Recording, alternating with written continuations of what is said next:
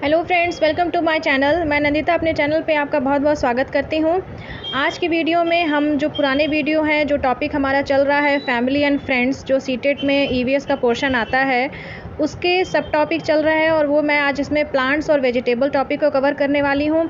इसके पहले बर्ड्स के बारे में, एनिमल्स के बारे में और रिलेशनशिप्स के बारे में, तो ये बेसिक चीज़ें हम पिछले 2 वीडियो में शेयर कर चुके हैं आप लोगों के साथ। उसके लिए आप सीटेट ईवीएस के नाम से प्लेलिस्ट है, उसके रिगार्डिंग आप मेरे चैनल पे ज़रूर विज़िट करें और पूरा प्लेलिस्ट देखें, जिससे आपको ज़्यादा से ज़्यादा बेनिफिट हो। ईवीएस पूरा जो सीटेट में आता है वो एनसीईआरटी बेस्ड है और ये सरोहा पब्लिकेशन जी की बुक है। सरोहा पब्लिकेशन, सरोहा जी हैं, ऑथर हैं और उन्होंने बाइलिंगुअल ये बुक लिखी है, काफ़ी अच्छी बुक है। इस बुक को आप परचेज़ भी कर सकते हैं। तो चलिए बिना कुछ देर के इस टॉपिक को स्टार्ट करते हैं और फैमिली और फ्रेंड्स का टॉपिक आज हम इसको ख़त्म करेंगे। उसके बाद हम फूड पे जाएंगे, उसके बाद शेल्टर पे जाएंगे। जो डिफरेंट टॉपिक्स दिए हुए हैं सीटेट के सिलेबस में, उसको हम पूरी तरह कवर करेंगे। ठीक है, चलिए स्टार्ट करते हैं। आज की वीडियो में हम प्लांट्स की बात करेंगे और वेजिटेबल्स की बात करेंगे। उसके बाद एक और अलग से वीडियो बना के हम प्रैक्टिस भी करेंगे क्वेश्चंस की। ठीक है, इसमें मैं साथ में साथ बताती जाऊंगी कि किस पार्ट से किस तरह से क्वेश्चंस आपके सीटेट में, पिछले सीटेट में आपके क्वेश्चंस पूछे गए हैं। चलिए स्टार्ट करते हैं। प्लांट्स मीन्स पौधा। तो जैसा कि यहाँ लिखा हुआ है, पेड़ पौधे हमारे जीवन का महत्वपूर्ण हिस्सा है। पेड़ पौधे हमारे जीवन का महत्वपूर्ण हिस्सा है। पौधे हमें सांस लेने के लिए ऑक्सीजन प्रदान करते हैं और कार्बन डाइऑक्साइड वो ग्रहण करते हैं। भोजन के रूप में पौधों का इस्तेमाल किया जाता है। पौधों से प्राप्त फल, फूल तथा लकड़ी हमारे वास्तविक जीवन के लिए उपयोगी है। यहाँ तक कि बहुत सारे जानवर भी पेड़ पौधों पर बहुत सारी चीज़ों के लिए निर्भर रहते हैं। पेड़ पौधे हमारे वातावरण को दूषित होने से भी बचाते हैं। इसलिए हम बहुत डिफरेंट तरह के चीज़ों के बारे में यहाँ पे आगे बात करेंगे, जिससे क्वेश्चंस एग्ज़ाम में पूछे गए हैं। ठीक है, पॉइंट नंबर 1 देखिए, खेजड़ी। खेजड़ी का एक पेड़ है। खेजड़ी एक पेड़ का नाम है। पहली बात तो ये याद करने की बात है, एक जगह का नाम नहीं है, ये एक पेड़ का नाम है। ठीक है, खेजड़ी एक पेड़ का नाम है। खेजड़ी का पेड़ रेगिस्तानी इलाके में बहुत ज़्यादा मिलता है, जैसे कि राजस्थान, वहाँ राजस्थान में काफ़ी रेगिस्तानी, पूरा एरिया ही रेगिस्तान है, तो वहाँ पे ये आपको बहुत ज़्यादा मात्रा में मिलेगा। इस पेड़ को उगने के लिए ज़्यादा पानी की ज़रूरत नहीं पड़ती है। इस पेड़ की छाल का इस्तेमाल दवा बनाने के लिए किया जाता है और इस पेड़ की लकड़ी में कभी कीड़ा नहीं लगता है। इसकी पत्तियों का इस्तेमाल वहाँ पर रहने वाले जानवर अपने भोजन के रूप में करते हैं। इस पेड़ की कलियों का इस्तेमाल सब्जी बनाने के लिए किया जाता है। इस तरह के देखिए इस पेड़ के कितने सारे बेनिफिट्स हैं। सबसे अच्छी चीज़ है कि इस पेड़ में कीड़े नहीं लगते हैं और इसका लकड़ी का इस्तेमाल भी होता है और पत्तियों का इस्तेमाल वहाँ जानवर खाते हैं। उसके अलावा कलियों का इस्तेमाल सब्जी बनाने में होता है। इस पेड़ की छाया में बच्चे खेलना पसंद करते हैं। यह पेड़ ज़्यादातर राजस्थान में जोधपुर के पास खेजड़ली गाँव में पाया जाता है। तो जो राजस्थान में जोधपुर के पास खेजड़ली गाँव है, वहाँ पर बहुतायत मात्रा में ये पेड़ आपको मिलेगा। इस गांव का नाम भी इसी पेड़ के नाम पर रखा गया है। तो खेजड़ी जो पेड़ है, इससे रिलेटेड क्वेश्चन सीटेट में कई बार पूछा गया, इसलिए मैं बता दूं कि आप ये टॉपिक बहुत अच्छे से इसको तैयार कर लें। टॉपिक में आपको ऐसे ही क्वेश्चंस मिलेंगे, जैसे आपको 4 ऑप्शंस दे दिया। एक में दे दिया कि इस पेड़ को पानी की ज़रूरत है, जबकि आप यहाँ पे देख रहे हैं कि उगने के लिए ज़्यादा पानी की ज़रूरत नहीं होती है, तो वो ऑप्शन आप रॉन्ग मार्क करेंगे। उसके बाद इस लकड़ी के पेड़ में कभी कीड़ा नहीं लगता, ये एक चीज़ याद रखने वाली बात है। छोटी छोटी चीज़ें जो मैं पॉइंट है वो मैं बताती चल रही हूँ। पेड़ की कलियों का इस्तेमाल सब्जी बनाने में किया जाता है। ठीक है, और ये कहाँ पर है? राजस्थान के जोधपुर में। अब यहाँ पे लीची की बात कर लेते हैं। लीची बिहार के मुजफ्फरनगर ज़िले के बोचाहा गांव में, बहुत लोग बोचाहा भी बोलते हैं, बोचाचा बोलते हैं, तो आप बोचाचा बोचाहा दोनों बोल सकते हैं। ठीक है, बिहार के मुजफ्फरपुर ज़िले के बोचाचा गांव में लीची के बहुत सारे पेड़ पाए जाते हैं। लीची के फूल फरवरी में खिलते हैं और लीची के फूल मधुमक्खियों को अपनी तरफ बहुत अधिक आकर्षित करते हैं।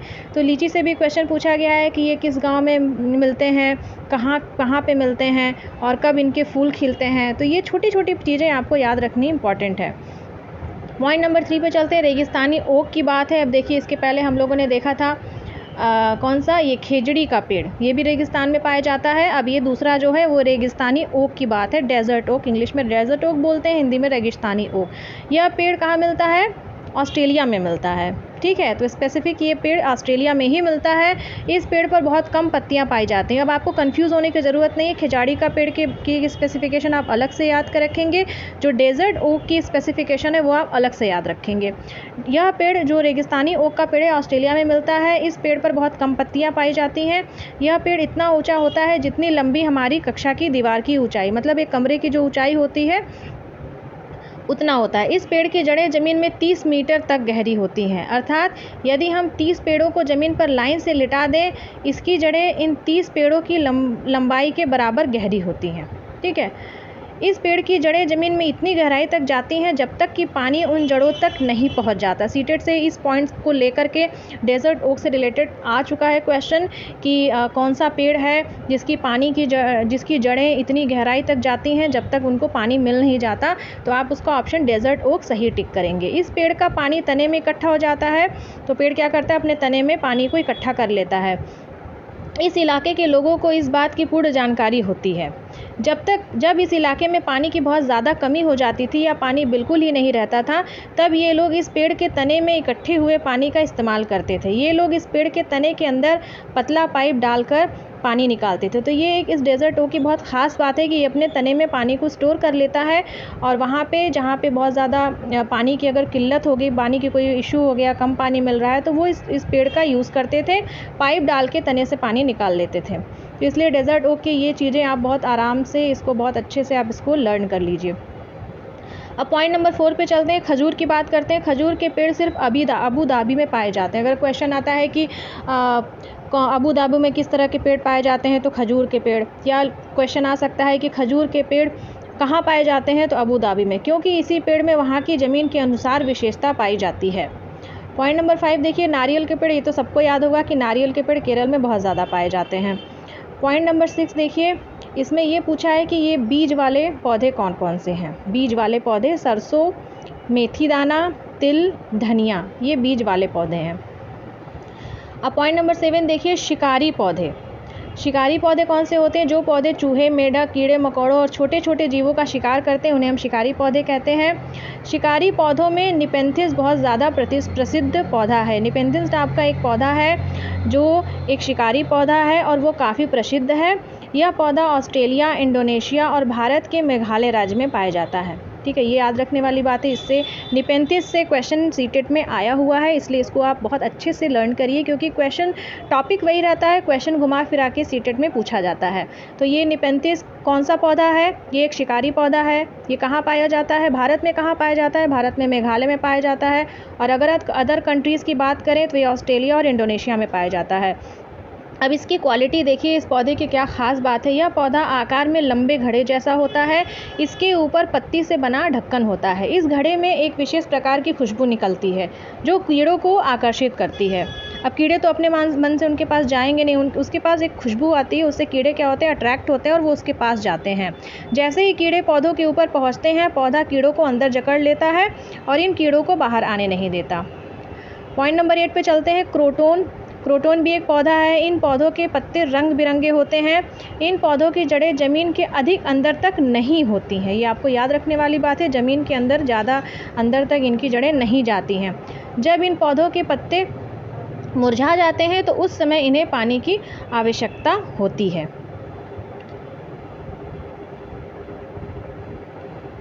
अब यहाँ पे क्वेश्चन इस तरह से पूछ जाता है कि ऑप्शन दे देगा, उसमें एक क्रोटोन भी ऑप्शन में होगा। ऑप्शन में ये पूछ सकता है कि इस ऑप्शन में से बताइए कि किस पौधों के पत्ते रंग बिरंगे होते हैं, तो आप क्रोटोन लगाएंगे। और कौन सा पौधा है जिसके जड़ें ज़मीन के ज़्यादा अंदर तक नहीं होती हैं। ठीक है, तो इसमें आप क्रोटोन का ऑप्शन टिक करेंगे।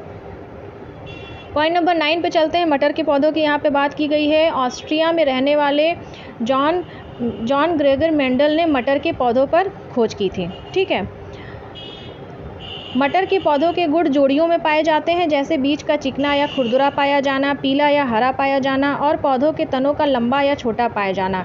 यदि चिकने बीज के पौधे हैं तो उन पौधों के बच्चे अर्थात उससे अगली पीढ़ी के पौधों भी चिकने होते हैं, और यदि खुरदरे बीज के पौधे हैं तो उससे अगली पीढ़ी के पौधे भी खुरदरे होते हैं।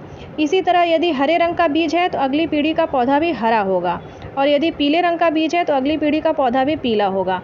तो मेंडल यह भी बताते हैं कि मटर की अगली पीढ़ी के पौधे ज़्यादातर पीले वाले और ज़्यादातर चिकने होते हैं। तो जॉन ग्रेगर मेंडल ने मटर के पौधों पर रिसर्च किया था। इसमें क्वेश्चन ऐसे पूछ सकता है कि किस वैज्ञानिक ने मटर के पौधों पर रिसर्च किया था? तो जॉन ग्रेगर मेंडल। फिर वो कहाँ के रहने वाले थे? वो ऑस्ट्रेलिया के रहने वाले थे। फिर उसमें किस तरह की चीज़ें एक जनरेशन से दूसरे जनरेशन में ट्रांसफ़र होती हैं? तो इसमें आप लिख सकते हैं कि जो भी फर्स्ट जनरेशन में है, जैसे हरे रंग का पौधा है, तो दूसरी जनरेशन में भी उनके जो और पौधे होंगे वो भी उसी हरे रंग के ही होंगे। फिर ये है कि मटर के पौधों के गुण जोड़ियों में पाए जाते हैं, ये भी एक याद रखने वाली बात है। पॉइंट नंबर 10 पे चलते हैं। सरसों के पौधों की पत्तियों का प्रयोग सब्जी बनाने के लिए किया जाता है और इसके बीज से तेल निकाला जाता है। अब इसके लिए 2 इंपॉर्टेंट पॉइंट है। सरसों के पौधों का क्या यूज होता है? पहली चीज़ सब्जी बनाने के लिए, दूसरा चीज़ इससे हमें ऑयल मिलता है। पॉइंट नंबर 11 पे चलते हैं। पंखुड़ियों के अंदर फूल के बीच में दिखाई देने वाली पाउडर जैसी संरचना को पराग कहते हैं। पराग किसे कहते हैं? जो पंखुड़ियों के अंदर, फूल के अंदर जो एक अलग से संरचना वो दिखती है, वो आप परागण कहते हैं। ठीक है, पराग या परागकण। अब ये हम लोगों ने डिस्कस कर लिया पौधों के बारे में। अब उसके बाद आज हम कुछ वेजिटेबल्स के बारे में डिस्कस करेंगे। ये सारी चीज़ें एनसीईआरटी में दी हुई हैं। एनसीईआरटी से इस तरह से बुक लिखी गई है, बहुत उसको क्रिस्प करके शॉर्ट फॉर्म में काफ़ी अच्छे से बुक लिखी गई है। तो इसलिए ये सारी इंपॉर्टेंट चीज़ें हैं, क्योंकि आप अगर प्राइमरी का टीचर बनने वाले हैं तो आपको 3, 4, 5 की एनसीईआरटी ही जाके आगे स्टूडेंट्स को पढ़ानी है। तो इस प्रोस्पेक्ट में ये वीडियो काफ़ी इम्पॉर्टेंट है। तो चलते हैं, यहाँ पे आज हम बात कर लेते हैं सब्जियों के बारे में। तो सब्जी है, भारत में मिर्ची पुर्तगाल देश के व्यापारी दक्षिणी अमेरिका से लेकर आए थे। तो ये एक चीज़ बहुत इंपॉर्टेंट है, आपको ये याद करनी चाहिए कि भारत में मिर्ची कहाँ से आई थी? पुर्तगाल देश के व्यापारी लेकर आए थे। कहाँ से आए थे? साउथ अमेरिका से लेकर आए थे। उसके बाद भिंडी और कॉफ़ी हमारे देश में कहाँ से आई है? हमारे देश में अफ्रीका से आई है। गोभी, मटर हमारे देश में यूरोप से आए हैं। सोयाबीन सबसे पहले चीन से अमेरिका गई, उसके बाद वहाँ से हमारे देश आई। फिर इसके बाद कौन सी फसल जो हमारे देश की पैदाइश है? बैगन, मूली, सेम, करेला, आम, संतरा, बेर, केला, पालक, परवल, टिंडा, मेथी। तो ये सारी चीज़ें हमारे देश की पैदाइश है। तो ये काफ़ी इंपॉर्टेंट है कि जो इंपॉर्टेंट चीज़ें जैसे मिर्ची है, भिंडी, कॉफ़ी, गोभी, मटर, इन सब से क्वेश्चन पूछा जाता है। तो आप इसको कैसे भी करके आपको इसको याद करना है। ठीक है, आप रिलेट करके भी याद कर सकते हैं। नेक्स्ट में चलते हैं। कुछ पॉइंट हम यहाँ पे क्रॉप, फसल से रिलेटेड है, और इसमें जो झूम की खेती, उससे क्वेश्चंस कई बार पूछे गए हैं, तो इसको हम कवर करते हैं। झूम की खेती मिज़ोरम में की जाती है। भारत का कौन सा स्टेट है? मिज़ोरम, जो नॉर्थ ईस्टर्न स्टेट में से एक है। झूम की खेती मिज़ोरम में की जाती है। इस खेती में एक फसल को काटने के बाद ज़मीन को कुछ वर्ष तक खाली रखा जाता है। उस खाली ज़मीन में जो बाँस या जंगल उगता है उसे उखाड़ा नहीं जाता, बल्कि उसे गिराकर जला दिया जाता है। और इस राख से क्या होता है कि ज़मीन को खाद के रूप में ये यूज़ हो जाती है। ज़मीन को इस तरह से जलाया जाता है कि आसपास के पेड़ और जंगल ना जलें, सिर्फ वही जलें। इसके बाद जब इस ज़मीन में खेती की जाती है तो ज़मीन को जोतते नहीं हैं, बल्कि मिट्टी को हल्का सा हिलाते हैं और इसमें बीजों का बिखराव कर देते हैं। एक ही खेत में कई प्रकार के बीज बोए जाते हैं, जैसे मकई, सब्जियां, मिर्च और चावल। फसल के समय जो अनचाही घास और पौधे उग जाते हैं उन्हें उखाड़ा नहीं जाता, बल्कि ज़मीन में गिरा दिया जाता है। और इससे क्या होता है कि ज़मीन उपजाऊ हो जाती है। तो यहाँ की मुख्य फसल जो मेन फसल है, उसकी मेन फसल यहाँ पे चावल की है। इस खेती को करने के लिए मिज़ोरम में लॉटरी निकलती है कि कौन सा परिवार कितनी ज़मीन पे खेती करेगा। सब लोग को बारी बारी से खेती करने का मौका दिया जाता है। यहाँ पर ज़मीन टिन में बोई जाती है। मतलब एक ज़मीन को मापने का एक ये तरीका है, टिन जिसको बोलते हैं। और इस पर भी क्वेश्चन सीटेट में पूछा गया है कि एक टिन का मतलब क्या होता है। ये क्वेश्चन सीटेट में आया हुआ है। तो यहाँ जैसे उदाहरण देखिए लिखा हुआ है, मैं आपको दिखा देती हूँ। यहाँ पे एक टिन बीज जितनी ज़मीन में बोया जाता है उसे एक टिन ज़मीन कहते हैं। ठीक है, ये आप एक याद रख लीजिएगा।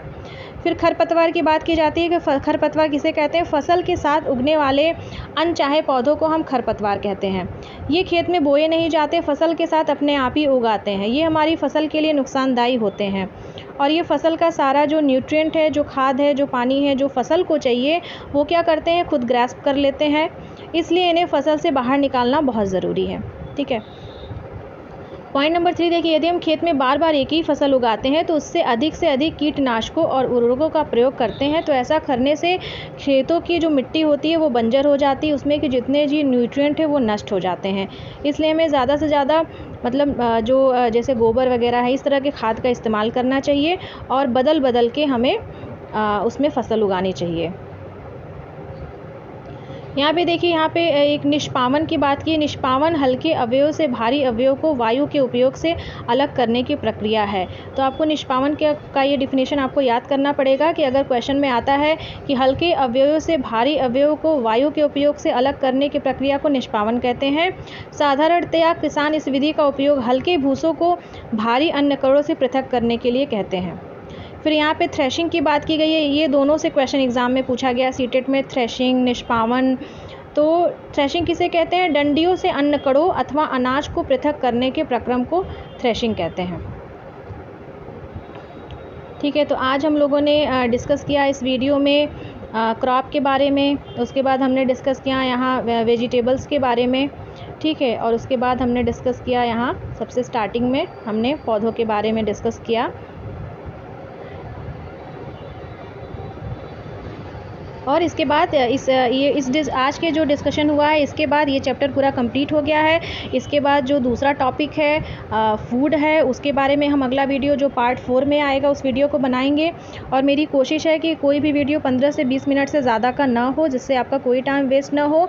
और मैं आप लोगों से रिक्वेस्ट करती हूँ कि एक दिन में आप सिर्फ एक ही वीडियो देखिए, दूसरा वीडियो नेक्स्ट डे देखिए, बाकी टाइम आप अपने बुक से पढ़ाई करिए, ठीक है। और ये सारे जो भी चीज़ें मैं आप क्वेश्चन पेपर में डिस्कस कर रही हूँ, यहाँ पे अपने चैनल पे डिस्कस कर रही हूँ, ये इसलिए है क्योंकि मैं पढ़ाने के साथ साथ मैं ये बताती जा रही हूँ कि कौन सा पार्ट इम्पॉर्टेंट है, किस पार्ट से बहुत ज़्यादा क्वेश्चंस आए हुए हैं।